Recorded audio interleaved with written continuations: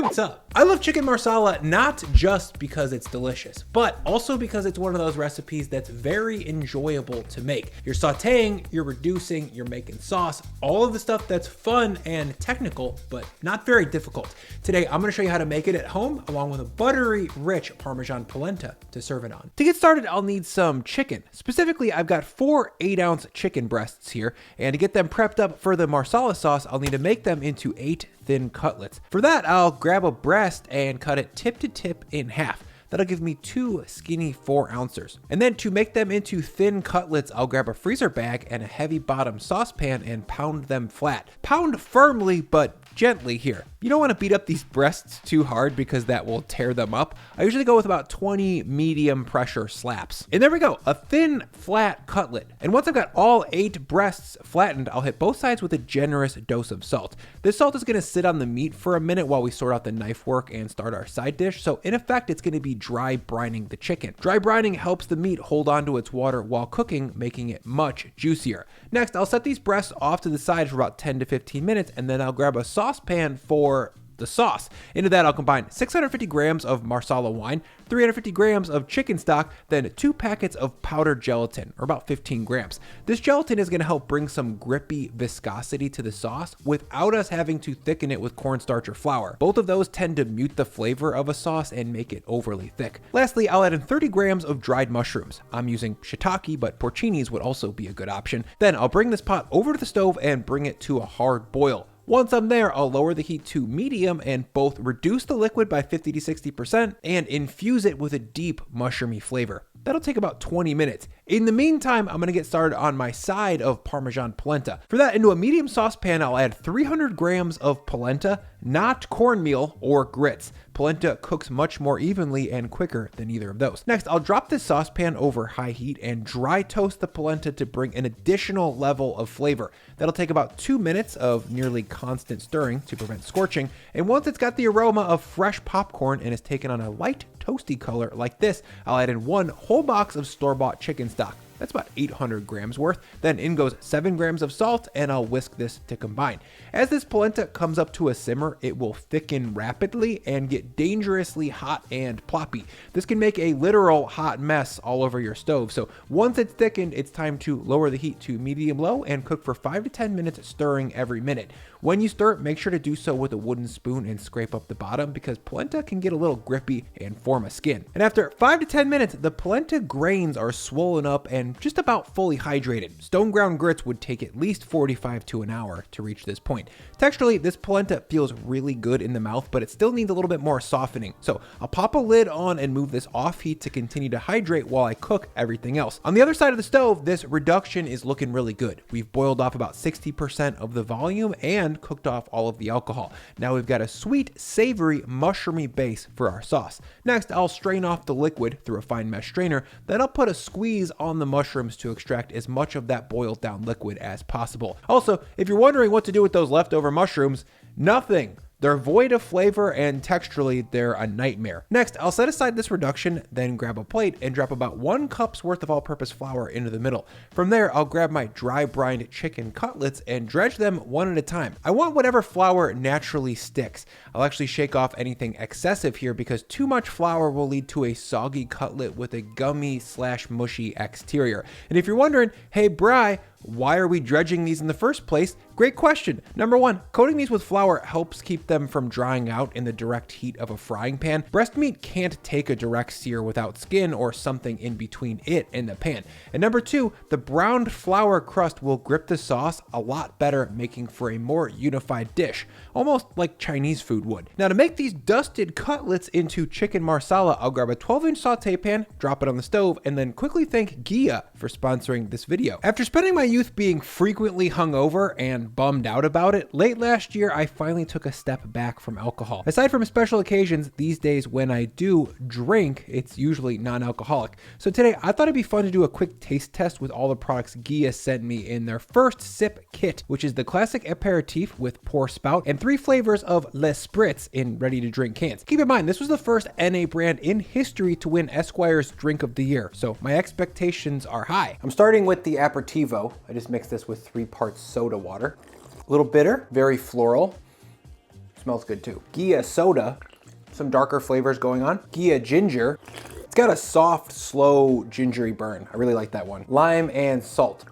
Ooh, that one is bright. Ghee is more about flavor than it is function, so you won't catch a buzz, but it does have some lemon balm for stress relief and rosemary for immunity. So if you want to try ghee, they're offering 20% off this month exclusively for viewers of this video. Head to drinkghee.com/Brian and use code Brian20 at checkout to get 20% off your first purchase. Once my pan is good and hot, I'll add in a very generous squeeze of olive oil. Make sure it's evenly spread out in the pan, by the way. Then I'll carefully load in 4 of my 8 cutlets.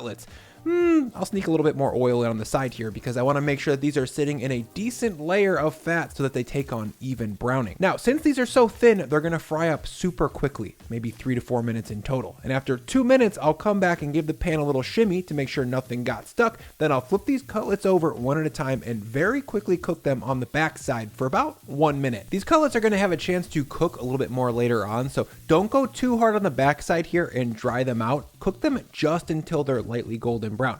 Next, I'll move these cutties over to a little baby sheet tray to hang out while I cook the rest and make the sauce. 4 more cutlets go into a hot pan with a generous dose of olive oil for about 3 to 4 minutes, and then they'll get set aside with the first 4. My 12-inch pan goes back on medium-high heat, and I'll add in another squeezer of olive oil, then 1 pound of sliced baby bella mushrooms, and then a strong pinch of salt. For the mushrooms, I cut off any of the excessive stem, then cut in half and slice those halves into a medium-ish thickness. Too thin and the mushrooms crumble down into the sauce, and too thick, they end up being spongy and take away from the beautiful texture of the chicken. And after about a minute in a hot pan, these mushrooms have released their water, so I'll sizzle that off and continue to saute for about 4 to 5 minutes, or until the mushrooms are fully tender and have taken on some color. Most home cooks don't cook their mushrooms for long enough, and in the end, we're left with a spongy result that no one likes.